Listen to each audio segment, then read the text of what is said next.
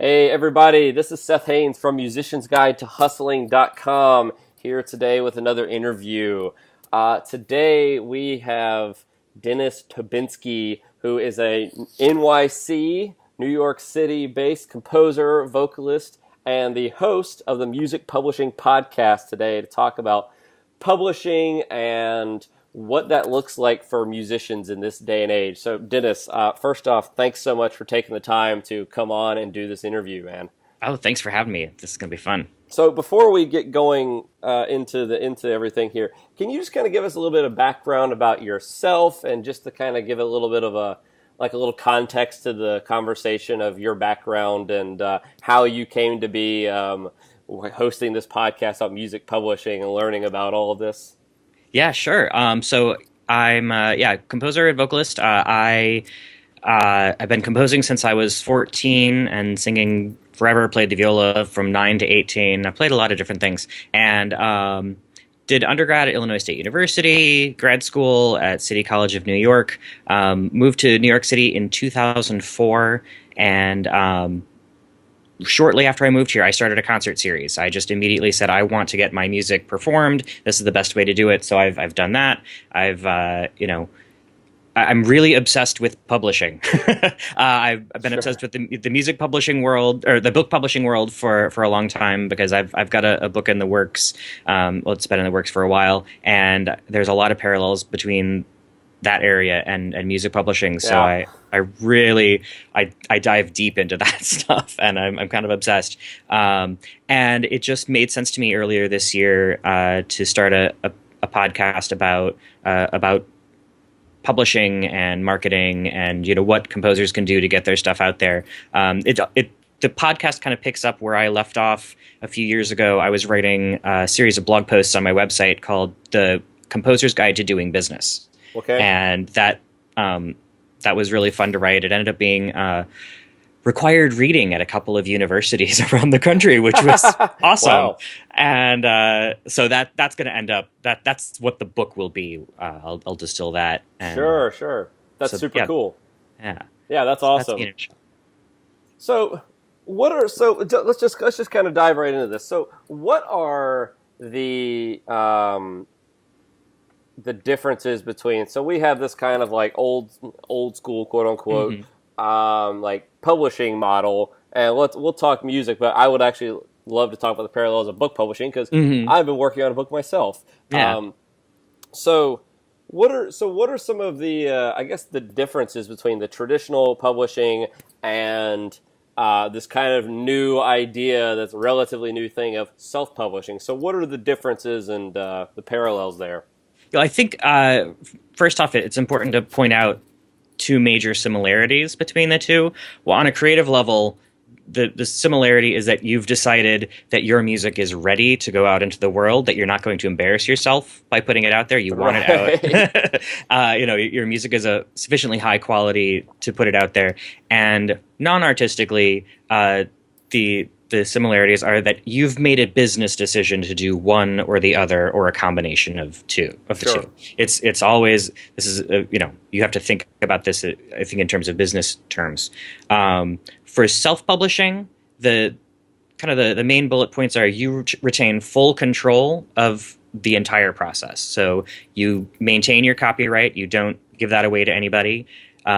You get the full royalty from performances and from score sales and any other way that you want to license your work, be it for mechanical licenses or whatever, or sync licenses, you retain the full royalty for that, and you take full responsibility for what you do, for creating your scores, for marketing and promoting them, and you handle sales. You make the score, and you have to fulfill your orders. So it's full control, full responsibility, and you're taking on also the financial risk of doing all that. So your marketing, you may not know what you're doing right away. So you may spend and waste a lot of time learning how to do that, contacting the wrong people, contacting in the wrong ways.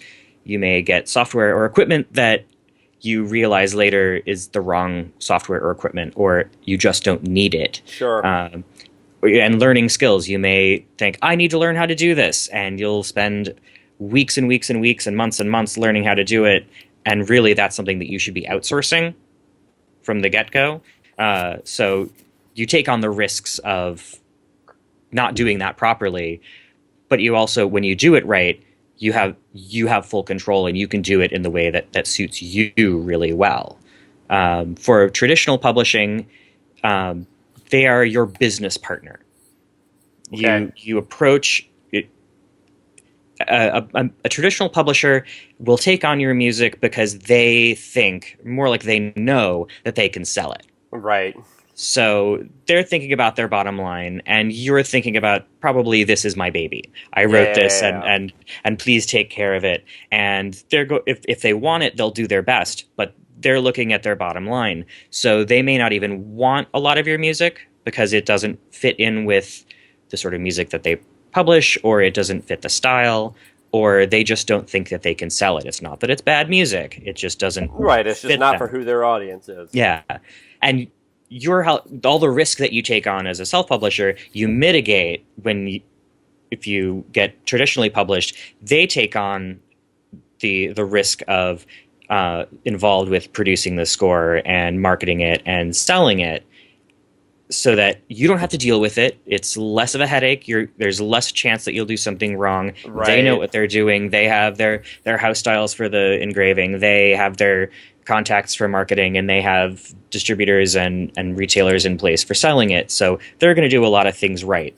The one risk that you run, though, is getting a bad publisher, or having your piece fall through the cracks.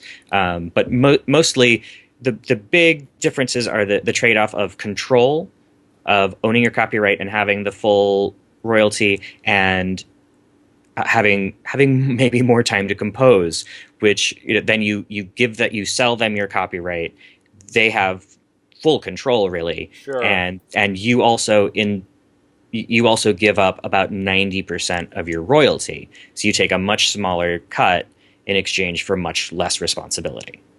Absolutely. So if I'm understanding this correctly, the amount of like financial reward is very much proportionate to like the level of risk. Absolutely. Yeah. Absolutely. Got it. So what are some things so let's say, we'll make this, we'll like, for people watching and listening, we're going to like kind of make this a lot more concrete in just a moment. But like, so what should people look for when they're considering it? So like, let's say that I am, a recent graduate, and I've been working on some pieces for my chamber group. I have a new music group. Maybe I play in a wind quintet, a string quartet, a vocal, a choir, whatever it might be. What are some, and I want to like publish it. What are some things that I should be looking for to know that I'm like getting a good deal, or like making sure that you're being like fairly, you're getting like a fair deal whenever you are looking at maybe either doing it yourself, which is a lot of work, to do it correctly, which is like anything you have to do any marketing, like you're getting your hands full. But so what should people be looking for? What are some of like the common, like, are there any like kind of common things that people miss, or like what should they be looking for?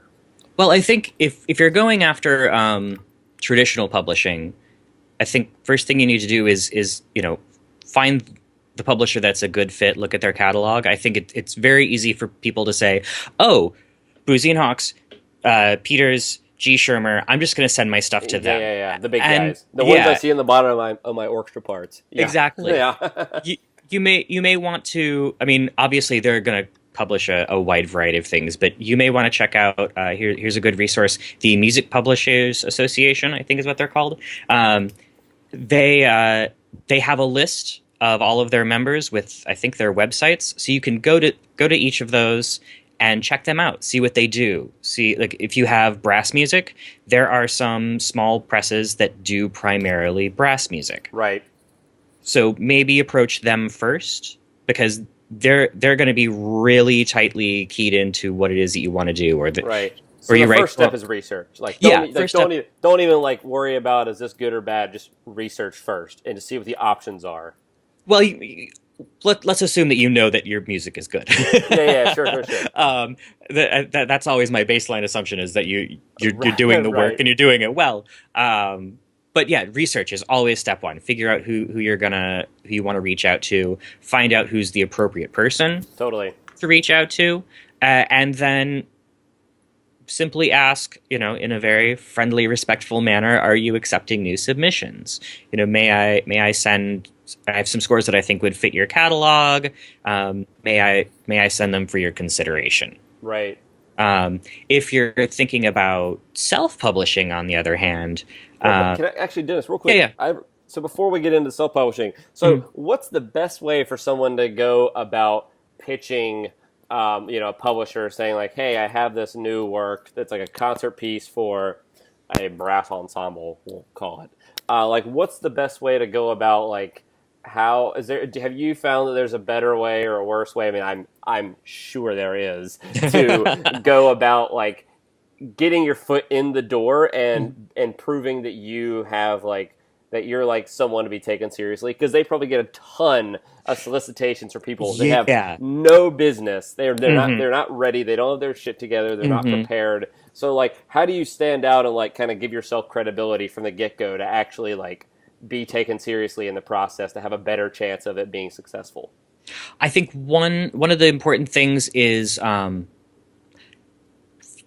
a way to become a known quantity to the people there. So if you actually know someone on their roster, if you know another composer whose works they publish, if you know them, ask for a letter of recommendation or a letter of introduction, so that you're not necessarily going in cold, that they can expect to hear from you, Right. and that someone else whose work that they already respect and already have some familiarity with can say, I vouch for this person. Yep, totally.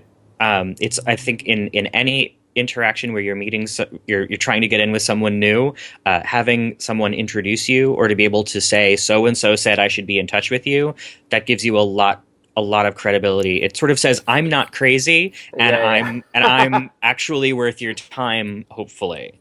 Yeah, absolutely. And just one more thought on that. I mean, could a letter just be like having like, let's say my friend like has a few compositions on your catalog.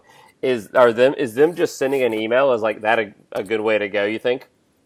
I think that's a great way to open the door. They'll obviously have a contact there. They can say, hi, I know this person and he would like to submit, something for your catalog. Should I have him be in touch with you? Should I have him be in touch with, just warm someone else? it up a little bit. Yeah, I just Totally. So you're going through. So everybody knows that you're being respectful of their process and you're going through the proper channels, and not just like blasting everybody on the contact page with, "Hi, my name is Dennis. Will you publish my stuff? Here it is. Hi." Yeah, right. Well, so I mean, I think respecting the process is like a universally like. I mean, unless you're just like hardcore, just like gonna like gun it on your own, which we're about to talk about, like the self-publishing things to look for. I mean, I think that's a great piece of advice for anybody that's approaching any kind of existing like organization with its own infrastructure, its own processes. Because I mean, I was talking to a friend of mine recently about this exact same kind of thing, except for it was how do you go about approaching like colleges and universities about things, and whether it's like to get a piece, maybe it's get a piece performed, maybe it's to like come in and do a master class on something, whatever it might be. And one of my friends was he works for a university, and he was like, I literally get Facebook messages on my professional page or personal page of people asking me questions about doing stuff at the university. It's like, what do you think this is? Yeah. You should always. Facebook is not the place to do that unless you already know the person and you're already having a conversation. Unless it's an actual personal like conversation that you already know them. Like, but yeah, like I've been the middleman on some things. I have a friendly acquaintance who wanted to perform at a university where I happen to know the director of the School of Music, and she seemed to this acquaintance seemed to. She approached the whole thing like, "Hey, I want to perform there. Can you make that happen?" And They were like, no. yeah, and I think I think it'd be great. So, put me in touch with him. It was a little too aggressive. It wasn't like, hey, I know you know this person, and you know me. Is there any way? It wasn't quite.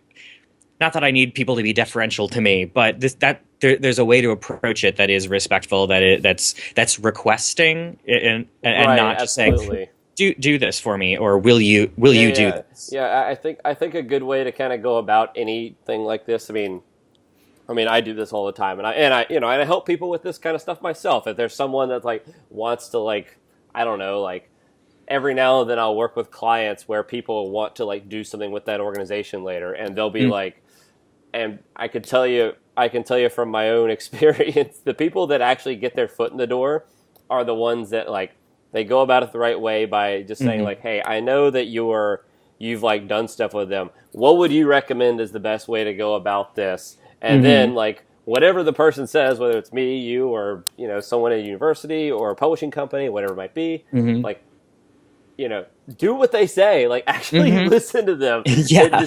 And it's like if they say like, listen, if he might not respond, he's super busy. Anybody that works at like a company or an organization or university, they get bombarded with emails. Like it might take them 2 weeks to get back to you. Yeah. Don't send them more emails and things. Yeah, yeah. Give them a respect. If you're going to follow up, give them a respectful period of time to say, absolutely. Hi, it's been it's been a couple of weeks. Yeah, just wanted to check. Yeah, yeah. Not gentle. Why didn't you email me? Yeah, I've gotten that from people. Oh, dude, that's the worst. I have a friend. Like this is totally not related to music publishing at all. But I have a friend that was recently. I was out with. This was like a year ago, and they were applying for a position with an organization in town, and they were like, well, the person said, like, they told me in person that like I should apply for this position, and when I applied, they didn't respond to my email, and they like sent like another email like a week later, like, you said I should apply and now you didn't even respond. It was like, you just guarantee that you will never get hired by that organization. Yeah, exactly. It's like, yeah, you've shown that you're impatient and not necessarily pleasant to work with. Yeah, so. Like you've sent all the wrong signals there. Like you haven't even gotten your foot in the door yet, and you've slammed it in your face already. Exactly. So to get back on topic here, because I mean, I think that's super valuable stuff. But like, what should people look for if they're doing self-publishing? Like, what does the process look like for someone that's considering doing that? So the process there, obviously, there's a lot more steps. Sure. First thing you want to do, make sure that your score is attractive, that your score is engraved well. And it's clear and precise, that you're not leaving too much up to the performer, and you're not making the performer interpret things that don't need to be interpreted. Give them the information they need. Clear direction. Yeah, no collisions, no weird layout. Don't use your Sibelius or Finale defaults. Learn a house style of some sort. Get it so the staff sizes are right. Get it looking professional. Right. Yeah, absolutely. Then, in terms of getting performances for those works, you probably already know a lot of the people who can help get you in the door with other ensembles. So, if you're part of a brass quintet and you've arranged some music for the brass for your quintet, or a brass quintet that you've written for, they probably know other ensembles, or they know people in other ensembles, and you can you ask them for introductions. Right. This is just like simple. This is like networking 101, essentially. Exactly. Yeah. Go for groups. Again, you have, like with the publishers, researching which are appropriate. Totally. You want to research the ensembles first. Make sure that they do the type of music that you're writing or arranging. Right. Not you're writing hardcore 12-tone music, and this is a Baroque ensemble. Bad fit. Yeah. The period instruments, yeah. Or make sure that you write tonal music, and they do hardcore serial stuff. Right. Not a good fit. But that sort of that's a very easy mistake to make, to say, oh, I have a Puro piece. It should go to Eighth Blackbird. Well, Right. maybe not. It should. It definitely should. What do you mean? Yeah, Yeah. totally. I've got a string quartet. It should absolutely go, to X, Y, and Z off the bat. It might be the wrong style. Look at what they perform. Totally. And Understand see. the context of like the people you're reaching out to. Yeah. And one of the, I think, really key things is to know what composers you're sort of like. To be able to say, oh, my music is like John Harbison. So I'm going to see who performs John Harbison. And Right. I might be a good fit there. And maybe that's someone that I can try to get a connection to. In terms of that's performing, and I've lost my train of thought. There was another direction I was going to go in. Royalties and payment and stuff like that. Yeah. So like, how does one sell this music? Well, first step, you want to join a performing rights organization. So ASCAP or BMI are the two biggies. Because when you get your music performed publicly, those performances need to be licensed, and ASCAP and BMI handle that. So you register with either one. I think BMI is free to join, and ASCAP is $50 to become a writer member and $50 to become a publisher member. As BMI, you automatically are both. ASCAP, you have to apply to both individually. Got it. And then you register your works through them, so that whenever a performance happens, you then submit, either the ensemble or you submits the program, and then you get a performance royalty, which is just money. If you're not, it's money in your pocket. If you're not registered with one of those, you're leaving that money on the table. Right. And don't leave money on the table. Sure. Then you want to. Boy, my brain's just dying today. Well, so we're talking about sell. So, like, how do you go about distributing? Like, how do you sell it to people? Get it in the hands of someone that will pay you for your music. You definitely want your own website. Either have an email contact so people can purchase it that way, or learn how to do e-commerce, which is not difficult. No, anybody can set up a Shopify site in an hour. It's very easy. And there are ways to do it. Like I have a self-hosted WordPress website, and I sell directly. Then there are distributors like Music Spoke, who were recently on my podcast. Yes. There's Sheet Music Plus has a self-publishing wing of things that's free to join. JW Pepper has something that you have to pay for. Subito Music has something that you need to pay to join. But there are lots of different distribution companies out there. So what were those one more time? I'm just going to write them down just so people can read. So it was JW Pepper has one, Sheet Music Plus has one, and Music Spoke. And Subito.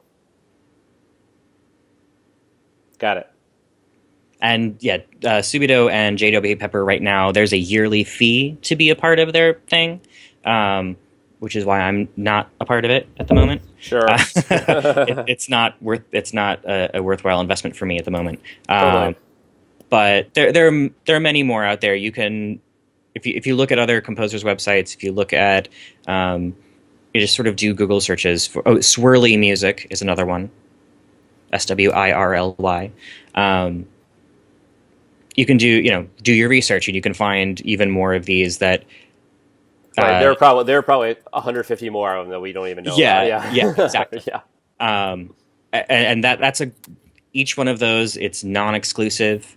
You get your music up there, and it's more eyes are on it. And are these? This might be a silly question, but I have to ask, because people do listen from people tune in and read my stuff from a shocking number of places in the world. So like, does this change for people that are like international? So like, let's say I live like, I don't know, in the UK or in Germany or wherever it might be. If I live in like London, what does this change?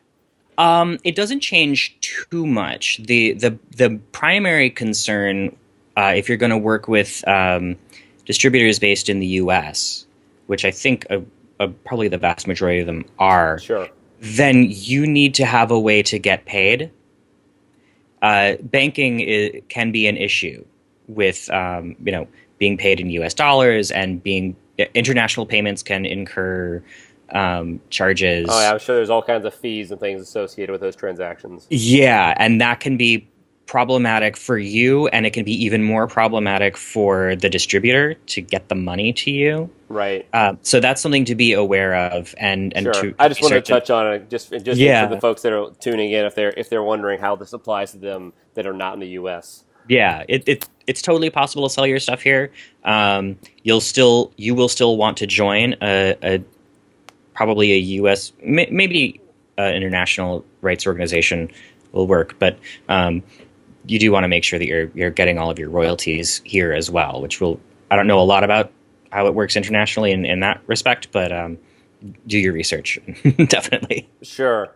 And do all of these, so like ASCAP and BMI and everything, are those pretty good kind of starting points for like understanding how this stuff works for people that might not have, because you say like there are like how many types of royalties are there? There's like 4 or something. There's probably like little subsections of all of them and things that are there's a lot of different ways to break it down. There's your performance royalties, there's your royalties from sales, there's mechanical royalties, which are from sales of recordings, and then sync stuff, which is for syncing with video. Right. Cool. So I'd love to kind of just for folks listening that because I have a hunch that if they're anything like myself, who I do a fair amount of freelance work, and I often find myself thinking I either can't find what I'm looking for, or I'm just not pleased with what's out there, so I write my own stuff. I used to do that a lot. I don't do it as much anymore, but I used to do that a lot. And so like someone out there, I bet there's like probably pretty much anybody tuning in here has probably at some point at least kind of thought about tinkering with like writing their own arrangements of things. So to kind of make this really concrete, what would actually we were talking about this before we started recording. So I have this issue that if someone out there wants to do this, I'll be your first customer, and you can steal the idea, you can sell it and make hundreds of dollars on it, probably millions of dollars. But so I'll tell you, we were talking about this, but like, so I'm a brass player. I do a fair amount of wedding stuff, and one of the things that drives me nuts, and this is similar with a lot of kind of ceremonial types of music, where a lot of the arrangements that are out there are either really long, full arrangements of things, or they're really short, or they're terrible. So, but they're on the face the whole time, like all of them. And for brass players, that's really brutal, and it makes it really difficult to perform really well for a long period of time. So I would love, and we can just use this as an example to get really concrete with how to like put this stuff into action,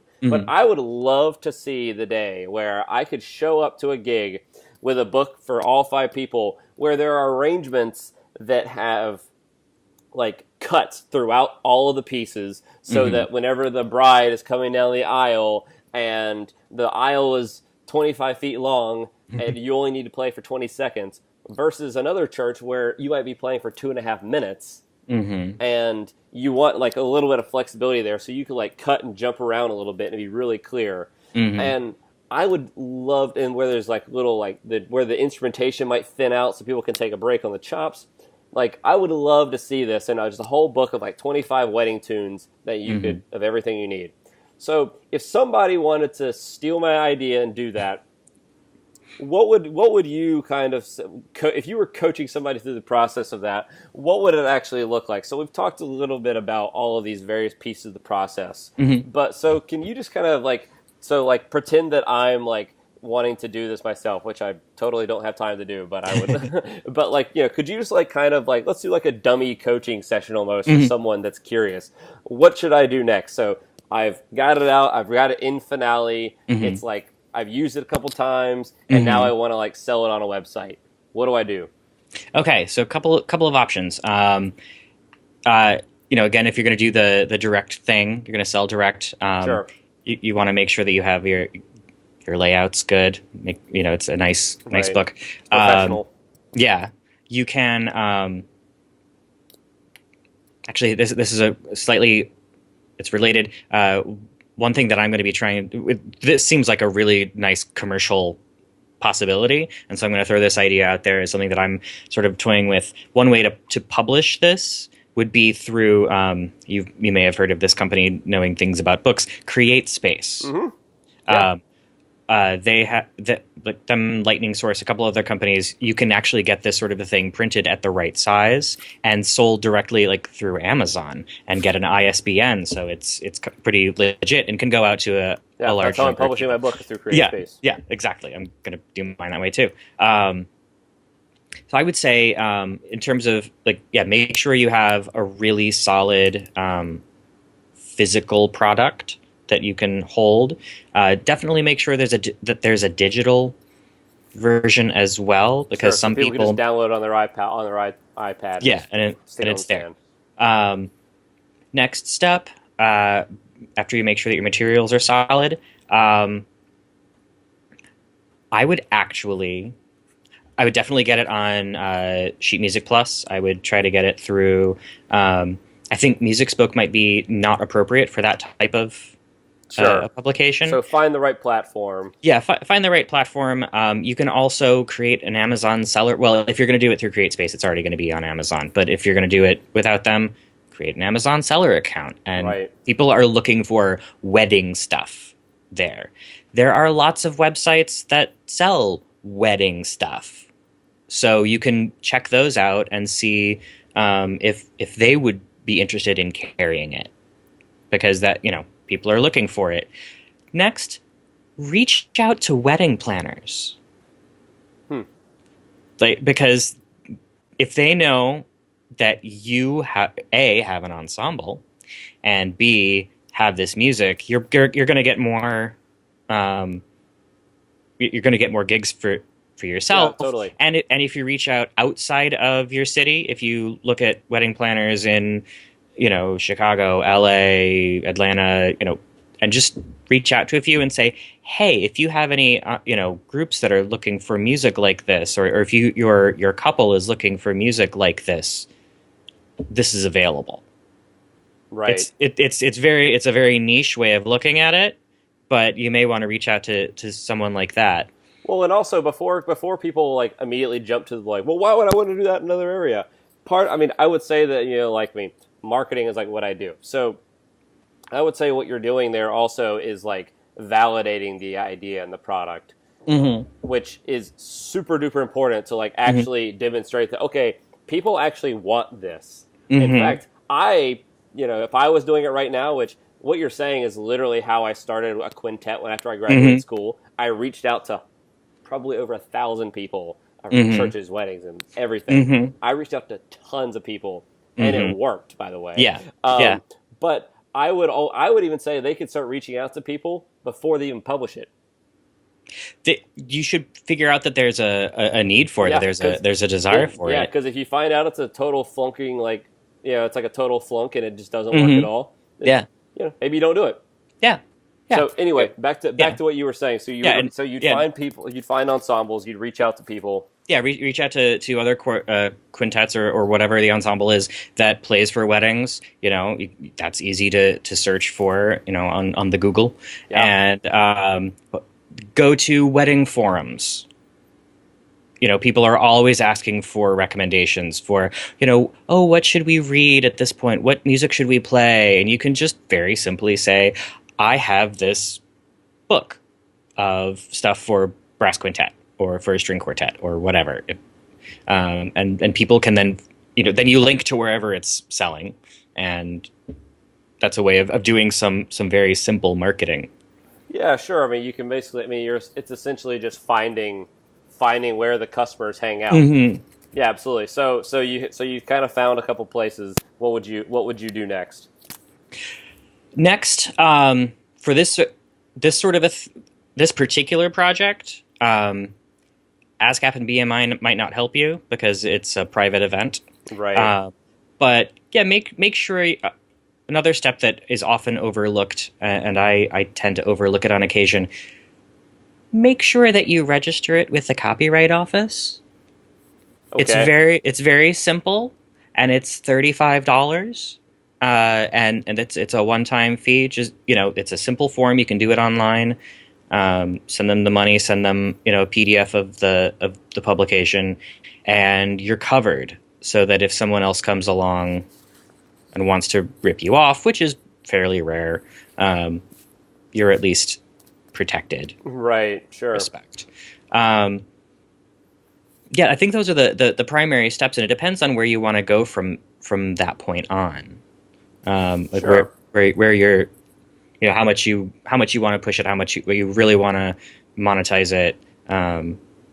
Is there a particular direction that you're pushing me in this one? No, I would say that's a great kind of like starting point for folks because Mm-hmm. I mean I know tons of people that do like their own arranging. I mean I mean like pretty much anybody I know that plays in a chamber group, like everybody's gotten that call to like go to a gig and they're like, oh my god, we would love to hear this like Taylor Swift song, and you're like, it's a brass quintet or a string quartet or whatever. Yeah. It's Yeah. like, I mean, we can do it, but it was like not going to be what you expect. but like, and when you get into arrangement stuff, that's a completely different thing, I think. But like, we've all had those experiences where they kind of like arrange things. It's like, oh, this would make a nice tune for this wedding. We could use it elsewhere. So I think that's a great way to kind of make all that very concrete for folks that want to do it. So what are some of the options for people? And this is probably a big can of worms, and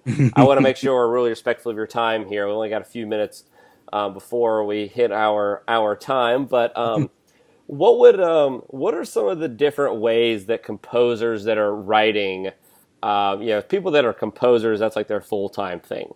What are some of the ways, and they do arranging or whatever it is, what are some of the ways that they can monetize that skill set? So, I mean, there are a couple of different ways, and I'd love to, that I can think of. I mean, you probably definitely know way more than I do.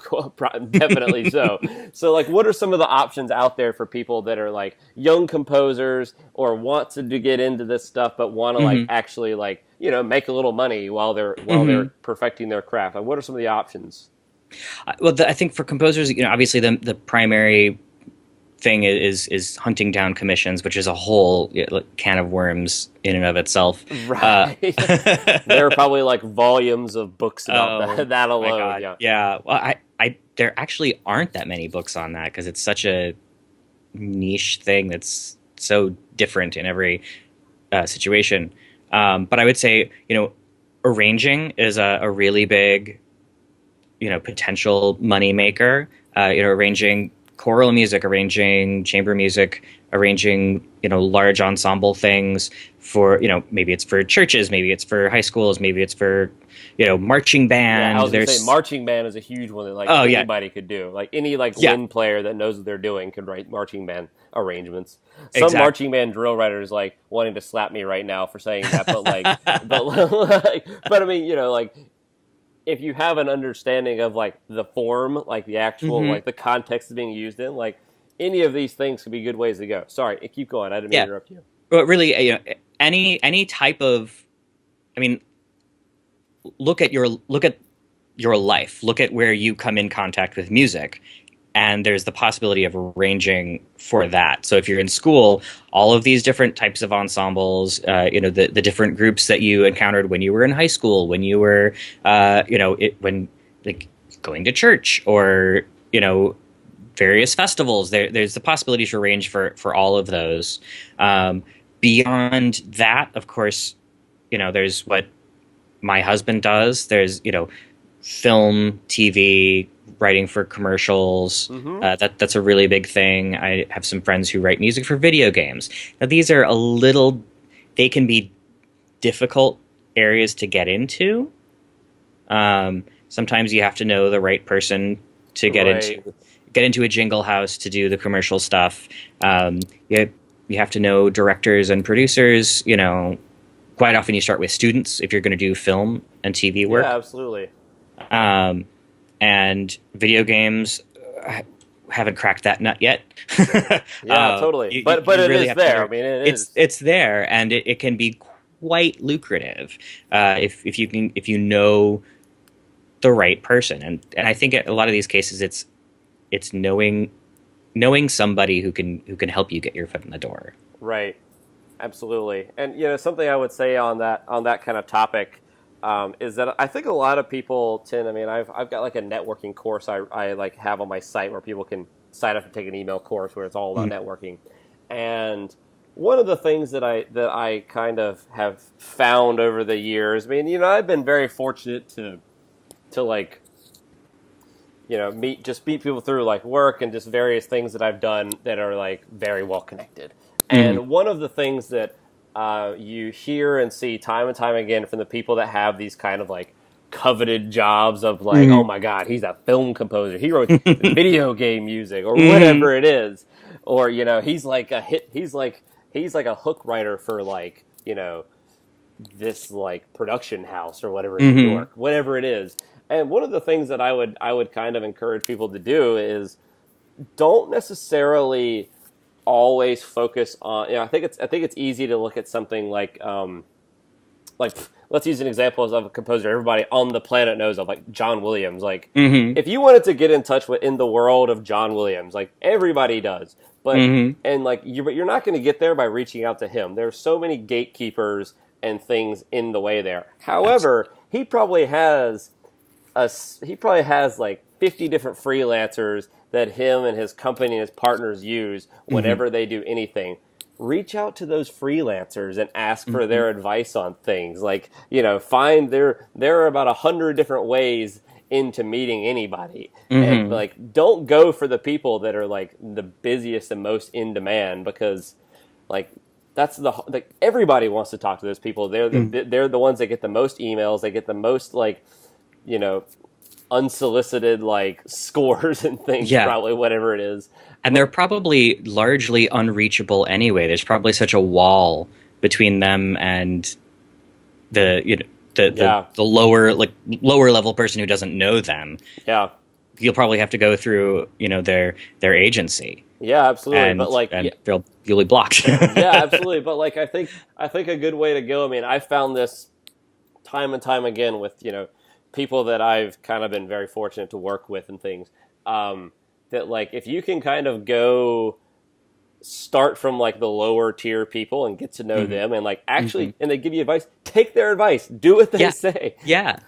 And then you could you can learn a lot and you can get your foot into these really competitive things. I mean, it's not like the jobs are there. People are paying people to do these things. Like it's just a matter of being able to position yourself there. Exactly. Cool. So, Dennis, before we hop off here, where can people learn more about you, find your podcast, and everything else? Where should we send people? Before I answer that, I want to pop in one little thing in terms of arranging stuff for people. Yes, check please, out please. This is a resource that you should look at. There's an ensemble called Flutronics. It's a flute duo. They do some really cool stuff, and they publish their own works, and they sell it directly. You should check them out, and check out Chamber Music America has a video series. It's called The First Tuesdays. Flutronics is on one of those, and they talk about their whole process. So definitely check them out in that respect. There's some really great information there. And actually, I think you hear my voice chiming in once or twice from off camera. I was in the audience for that one. That's funny. I will definitely link. I'm going to link all of these things on the page with the show notes. Any other resources you would recommend people check out? Check out Nolo's copyright handbook. Wow. How do you spell that, Nolo? Nolo. It's you can find it on Amazon, or Nolo is a big publisher for legal resources. They're fantastic. Read that book from cover to cover. And Christine Catherine Rush, Rusch, has a book called The Freelancer's Survival Guide that, whether you are a freelancer or not, again, read that cover to cover. It's an amazing, amazing book. Cool. Those are both books that are the Nolo copyright handbook. Is that something you just find on Amazon as well? Yep. Yep. Both of them are on Amazon. Very cool. Awesome. And then, of course, people should check out your podcast. Yes, that is the music publishing podcast at musicpublishingpodcast.com. It's pretty straightforward. And if you want to check out me and the Composer's Guide to Doing Business, you can find me at dennistobenski.com, DENNISTOBENSKI. I'm sure you'll link to that. Yes, absolutely. And yeah, those are the two big places where you can find those. And you can find me on Twitter at Dennis Tobenski, or you can find me on Facebook. And I'm, if you have friend me or follow me there, just say, hey, this is where I found you. Yeah, I saw you on Seth's thing. Yeah. So I will link to all of this stuff. Awesome. And before we kind of cut this off, is there any last words of wisdom, advice, thoughts you want to leave with everyone? All of this is totally not required, though. Oh, no. All of this is a lot of hard work that is worth it. You have to have a very long-term view of if you're going to publish your works, have a long-term view. Don't expect results overnight. Don't expect results maybe sometimes even within a year. You have to have a long view of your career. And if you put in consistent work, it's going to pay off. Great. That's a great message to leave folks with. So, Dennis, thanks so much for taking the time today. I really appreciate having you on here. Yeah, thanks for having me. We will definitely link to all of your stuff on the show notes. Sweet.